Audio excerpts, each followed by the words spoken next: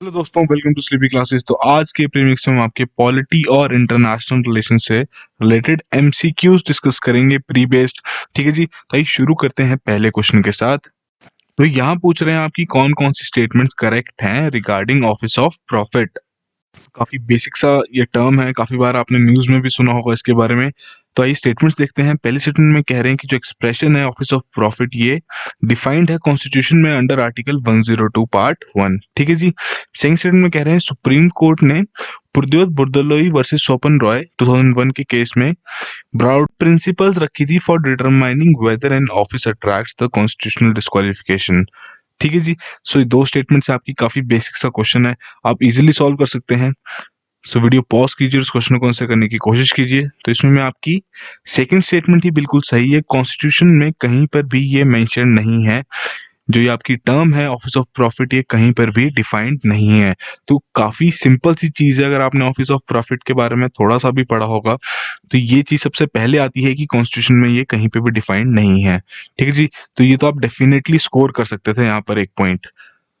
Explanation देखते हैं कि बेसिकली लॉ क्या कहता है कि आर्टिकल 102 के आधार पर ये कहते हैं कि किसी पर्सन को डिस्क्वालीफाई किया जा सकता है from being a member of either house of the parliament अगर वो होल्ड करते हैं any office of profit among the grounds. ठीक है जी। तो सेम चीज ये तो आपका पार्लियामेंट के लिए है, आर्टिकल 191 आपका स्टेट लेजिस्लेटिव असेंबली या स्टेट लेजिस्लेटिव काउंसिल्स के लिए है। ठीक है जी। जो आपके दिल्ली के लिए ये जो कवर्ड है, ये इसके जो कॉरेस्पॉन्डिंग प्रोविजंस है वो national capital territory act of 1991 के आधार पर मेंशन्ड है। ठीक है जी। तो इसमें जो आपका आर्टिकल 103 है, बेसिकली इसके आधार पर ये कहा गया है कि अगर कोई क्वेश्चन ऐसा अराइज होता है कि किस मेंबर को डिस्क्वालीफाई करना है किसे नहीं, तो इस तरीके का जो भी डिसीजन होगा वो प्रेसिडेंट को रेफर कर दिया जाएगा। प्रेसिडेंट इस चीज का निर्णय लेंगे कि उन्हें डिस्क्वालीफाई करना है नहीं। प्रेसिडेंट इलेक्शन कमीशन का ओपिनियन लेके ही इस पर एक्ट करेंगे। ठीक है जी। सो ये बेसिक्स आइडिया था, ये थोड़े से फैक्ट्स हैं जो आपको पता होने काफी इंपॉर्टेंट हैं। पार्लियामेंट्री पैनल ने एक काफी सेंटर से एक रिस्पांस मांगा है अपनी बहुत पुरानी रिक्वेस्ट के ऊपर, बहुत पुरानी डिमांड के ऊपर बेसिकली, जिसके चलते वो चाहते हैं कि कॉन्स्टिट्यूशन को अमेंड किया जाए और क्लियर डेफिनेशन रखी जाए ऑफिस ऑफ प्रॉफिट की, जिसके चलते जो लॉ मेकर्स हैं उन्हें पता लग जाए कि वो कौन सा ऑफिस ऑप्ट कर सकते हैं। ठीक है जी। सो जो पार्लियामेंटेरियंस और लेजिस्लेटर्स हैं वो अवॉइड कर सकते हैं disqualification if they join offices which figure in the exempted category outlined in the Parliament Prevention of Disqualification Act of 1959। जो जो ऑफिस इसके अंडर मेंशन है वो एग्जेम्प्टेड है डिस्क्वालिफिकेशन से। ठीक है जी। और जैसे कि हमने डिस्कस कर ही चुके हैं कि ये जो ऑफिस ऑफ प्रॉफिट की टर्म है आपकी कहीं पे भी कॉन्स्टिट्यूशन में मेंशन नहीं है। जो इसकी सिग्निफिकेंस है या जो इस कंसेप्ट का मीनिंग है वो कोर्ट्स ही एक्सप्लेन करते हैं। काफी बार इससे रिलेटेड कोर्ट्स में हियरिंग चलती हैं, जैसे दिल्ली के जो एमएलएस थे उनसे रिलेटेड ऐसा केस चला था। तो काफी बार ये आता रहता है, तो काफी इंपॉर्टेंट है कि आपको इसके बारे में डिटेल में पता होना चाहिए। ठीक है जी। सो ये बेसिक्स आइडिया था ऑफिस ऑफ प्रॉफिट से रिलेटेड। तो आइए अगला क्वेश्चन देखते हैं। तो सेकंड क्वेश्चन में आपके पूछ रहे हैं कि इन चार ऑप्शंस में से इन चार ऑप्शंस में से कौन सी एक ऑप्शन है जो कि आपकी मेंबर नहीं है शंघाई कोऑपरेशन ऑर्गेनाइजेशन की। तो अगर आपको मेंबर स्टेट्स के बारे में पता होगा एससीओ के, तो आप बहुत इजीली इस क्वेश्चन को सॉल्व कर सकते हैं। तो वीडियो पॉज कीजिए, इस क्वेश्चन को आंसर करने की कोशिश कीजिए। तो बेसिकली इसमें आपकी डी ऑप्शन करेक्ट है। अजरबैजान आपका मेंबर स्टेट नहीं है, ये आपका एक सिर्फ डायलॉग पार्टनर है एससीओ में। ठीक है जी। तो जो आपकी एससीओ है एक मेजर यूरेशियन ऑर्गेनाइजेशन है जो कि रिप्रेजेंट करती है half of the world's population. India ने ज्वाइन किया था एससीओ 2017 में रशिया के कहने पर। चाइना ने इंडिया की एंट्री को बैलेंस करने के लिए पाकिस्तान की एंट्री करवा दी। ठीक है जी। सिग्निफिकेंस यही है कि मेजर न्यूक्लियर पावर्स इस ऑर्गेनाइजेशन में है, जो कि आपकी इंडिया, रशिया, चाइना और पाकिस्तान है, जो कि इस एरिया में ऑपरेट करती हैं। तो इसे ये माना जाता है कि ये कैपेसिटी रखता है कि जो आपकी नॉर्थ एटलांटिक ट्रीटी ऑर्गेनाइजेशन है नेटो, उसको काउंटर बैलेंस कर सकती है ये, तभी इसे ईस्टर्न कॉम्प्लीमेंट्री ऑफ नेटो भी कहा जाता है। तो रिसेंटली ही 20th समिट एससीओ की कंडक्ट हुई थी of the heads of the states on November 10th 2020। तो वहीं से आपके लिए क्वेश्चन फ्रेम किया गया है। ठीक है जी। तो यहाँ आप इसमें देख सकते हैं कौन कौन से आपके मेंबर स्टेट्स हैं, कौन कौन से ऑब्जर्वर स्टेट्स हैं, डायलॉग पार्टनर्स, गेस्ट अटेंडेंसेस। तो ये बेसिक सा आइडिया है एससीओ के बारे में। तो सिंपल सा क्वेश्चन था एससीओ से रिलेटेड। तो आइए अगला क्वेश्चन देखते हैं। तो थर्ड क्वेश्चन में आपसे यहाँ पूछ रहे हैं कि आपके कौन कौन से चार जो यहाँ मेंशन्ड हैं ऑप्शंस, ये करेक्टली मैच्ड हैं। ठीक है जी। तो पहले बात कर रहे हैं जस्टिस ए के माथुर कमीशन के बारे में कि आपका पे कमीशन से रिलेटेड था। फिर आपकी अथ्रिया कमेटी के बारे में कह रहे हैं कि आपकी स्कीम फॉर अनऑर्गेनाइज सेक्टर से रिलेटेड थी। मैकेंजी रिपोर्ट के बारे में कह रहे हैं ये कि आपकी बेस्ड थी on assessing of income tax rebates. फिर आपकी डेव कमेटी के बारे में कह रहे हैं कि pension scheme of unorganised sector से ये कमेटी आपकी रिलेटेड थी। तो बिल्कुल स्टैटिक नेचर का क्वेश्चन है, थोड़ा टफ भी लग सकता है कुछ एस्पिरेंट्स को ये, तो आप वीडियो पॉज कीजिए और क्वेश्चन को आंसर करने की कोशिश कीजिए। तो बेसिकली इसमें आपकी फर्स्ट और फोर्थ स्टेटमेंट बिल्कुल सही है। अथ्रिया कमेटी बेसिकली आपकी आईडीबीआई की रीस्ट्रक्चरिंग के लिए बनाई गई थी, ठीक है जी। मैकेंजी रिपोर्ट आपकी जो एसबीआई के साथ 7 एसोसिएट बैंक्स के मर्जर से रिलेटेड ये आपकी मैकेंजी रिपोर्ट थी, ना कि sensing of income tax rebates, ठीक है जी। बिल्कुल स्टैटिक नेचर का ये क्वेश्चन था, तो आई होप आप सबने ही इसे करेक्टली मार्क किया हो। भाई फोर्थ क्वेश्चन देखते हैं। यहाँ पर बात हो रही है कि distribution of powers between centre and the states in the Indian constitution, की सेंटर और स्टेट्स की जो डिस्ट्रीब्यूशन है पावर की इन द इंडियन कॉन्स्टिट्यूशन, ये बेसिकली आपकी कौन सी स्कीम के ऊपर बेस्ड है, जो कि आपकी किस में प्रोवाइडेड है। चार ऑप्शंस यहाँ मेंशन है। पहले में कह रहे हैं Minto Miller reforms of 1909, second में मॉन्टेग्यू क्लैम्सफोर्ड एक्ट ऑफ 1919, थर्ड में कह रहे हैं government of India act of 1935, last आपका इंडिपेंडेंस एक्ट ऑफ 1947। तो यूपीएससी 2012 का आपका ये क्वेश्चन है। काफी सिंपल सा क्वेश्चन है। अगर आपने बेसिकली जब हम पॉलिटी शुरू ही करते हैं तो सबसे पहले लक्ष्मीकांत में हिस्ट्री से ही हम पॉलिटी को पढ़ना शुरू करते हैं, ठीक है जी। तो अगर आपने ये चीजें पढ़ी हैं, काफी सिंपल सा क्वेश्चन आप इजीली बता सकते हैं। इसमें आपकी करेक्ट ऑप्शन सी है, government of India act of 1935।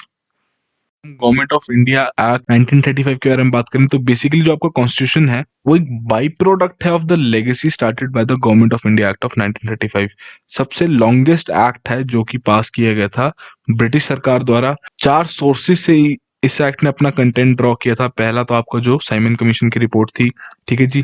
फिर जो आपके डिस्कशंस और डेलिब्रेशंस हुए थे थर्ड राउंड टेबल कॉन्फ्रेंस में, वहां से इन्होंने अपना सोर्स बनाया था। फिर जो आपका व्हाइट पेपर था ऑफ 1933 और जो आपकी रिपोर्ट थी ज्वाइंट सेलेक्ट कमिटीज की, तो ये इनके लिए सोर्स था, ठीक है जी। तो इस एक्ट के तहत जो आपका प्रोविंशियल डायरकी का सिस्टम था वो अबॉलिश कर दिया गया था और ये सजेस्ट किया गया था पहली बात एस्टैब्लिशमेंट की जाए डायरकी की सेंटर में, और establishment of a federation of India consisting of provinces of British India and mostly of the princely states, ठीक है जी।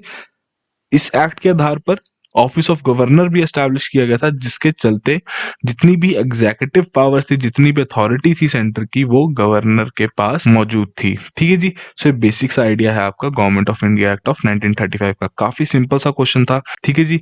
सो इन चीजों को भी ध्यान में रखना है, जरूरी नहीं है आपको बिल्कुल ही करंट अफेयर स्पेसिफिक ही हो जाना है। जो आपका स्टैटिक पार्ट है वो भी उतना ही इंपॉर्टेंट है, आपके मेंस आंसर राइटिंग पे भी वो उतना ही इंपॉर्टेंट रहेगा जितना आपका वो प्री में रहेगा, ठीक है जी। तो लास्ट क्वेश्चन देखते हैं। यहाँ बात हो रही है schedule caste and schedule tribes prevention of atrocities amendment bill of 2018 के बारे में। तो पिछले हफ्ते का जो प्रीक्योर था उसमें हमने ये चीज डिस्कस की है, ठीक है जी। तो आप काफी इजीली सॉल्व कर सकते हैं इस क्वेश्चन को अगर आपने वो प्रीक्योर अटेंड किया होगा। तो आइए पहला स्टेटमेंट देखते हैं। तो ये कह रहे हैं कि इस अमेंडमेंट बिल के आधार पर एक प्रिलिमिनरी इंक्वायरी मैंडेटरी कर दी गई है for the registration of FIR against a person accused under the act, ठीक है जी। सेकंड में कह रहे हैं कि इस एक्ट के आधार पर ये कहा गया है कि जो पर्सन एक्यूज्ड होंगे of committing an offence under the act can not apply for anticipatory bail. टेढ़ा क्वेश्चन है ये। अगर आपने ये अमेंडमेंट बिल के बारे में पढ़ा हो या हमारा लास्ट प्रीक्योर अटेंड किया हो तो आप डेफिनेटली इस क्वेश्चन को सॉल्व कर सकते हैं। ये कोर्स मेंशन है और आपको बताना है कौन कौन स्टेटमेंट्स आपकी करेक्ट हैं। तो वीडियो पॉज कीजिए, इस क्वेश्चन को आंसर करने की कोशिश कीजिए। तो बेसिकली इसमें आपकी सेकंड स्टेटमेंट ही सही है। इसमें जो ये प्रिलिमिनरी इंक्वायरी की बात की गई है ये बिल्कुल भी मैंडेटरी नहीं है, बल्कि जरूरत ही नहीं है अगर एफआईआर फाइल करनी हो against a person who is accused under this act. तो बेसिकली इस अमेंडमेंट बिल ऑफ 2018 के चलते जो आपका schedule caste and schedule tribes prevention of atrocities act of 1989 था, इसे अमेंड किया गया था। बेसिकली जितने भी आपके ऑफेंसेस हैं against the members of schedule caste and schedule tribes, तो उनके अगेंस्ट पहली बात तो जो ऑफेंसेस हैं उसे प्रोहिबिट करता है। दूसरी बात, ये एक स्पेशल कोर्ट के एस्टैब्लिशमेंट की बात करता है उन ट्रायल्स के लिए जो कि इन ऑफेंसेस को डील करेंगे, और साथ के साथ रिहैबिलिटेशन ऑफ विक्टिम्स के बारे में भी ये बात करता है। 2015 में सुप्रीम कोर्ट ने ये कहा था कि अगर किसी व्यक्ति को दोषी पाया जाता है इस एक्ट के आधार पर, तो पहले सुपरिटेंडेंट ऑफ पुलिस का अप्रूवल की जरूरत है। साथ ही साथ जो डेप्यूटी सुपरिटेंडेंट ऑफ पुलिस होंगे, ही or she may conduct a preliminary inquiry to find out whether there is a prima facie case under the act. मतलब प्राइमा फेसी का मतलब क्या हुआ कि पहले वो सत्य लग रहा था, बाद में कहीं वो झूठ ना निकले। ठीक है जी। बट इस बिल के आधार पर ये कह दिया गया कि इस तरीके की किसी भी अप्रूवल की जरूरत ही नहीं है किसी भी अथॉरिटी की। साथ के साथ ये भी कह दिया गया कि प्रिलिमिनरी इंक्वायरी की भी इसमें कोई आवश्यकता नहीं है अगर एफआईआर फाइल करनी हो किसी भी व्यक्ति के अगेंस्ट जो कि अक्यूज्ड है अंडर दिस एक्ट। ठीक है जी, ये आपका बेसिक सा आइडिया था रिलेटेड टू दिस एक्ट। तो लास्ट वीक जो हमने टॉपिक इसमें डिस्कस किया था उसमें ये हमने चीज के बारे में बात की थी कि सुप्रीम कोर्ट ने जो रिसेंटली ही कहा है कि अगर किसी व्यक्ति को इस एक्ट के आधार पर एक्यूज किया जाता है तो वो तभी किया जाएगा जब उन्होंने सामने वाली व्यक्ति की, जो कि शेड्यूल कास्ट या शेड्यूल ट्राइब से बिलोंग करते हो, उनकी कास्ट से रिलेटेड या ट्राइब से रिलेटेड मजाक बनाया हो। ठीक है जी, पर्टिकुलरली उसी चीज से रिलेटेड मजाक बनाया हो तभी उन्हें इस एक्ट के आधार पर बुक किया जाएगा। ठीक है जी, बाकी की डिटेल्स के लिए आप वो वाला प्रीक्योर डेफिनेटली देख सकते हैं। तो आज के हमारे 5 क्वेश्चन यहीं खत्म होते हैं। तो इसी तरीके से अपनी जो प्री फोकस जो तैयारी है उसको ऐसे ही डटे रहिए, डेली क्वेश्चंस की प्रैक्टिस करते रहिए थोड़े थोड़े करके। मैं आपको एडवाइस करूंगा कि मेंस आंसर राइटिंग को भी अच्छे से तैयार करते रहिए साइड बाय साइड।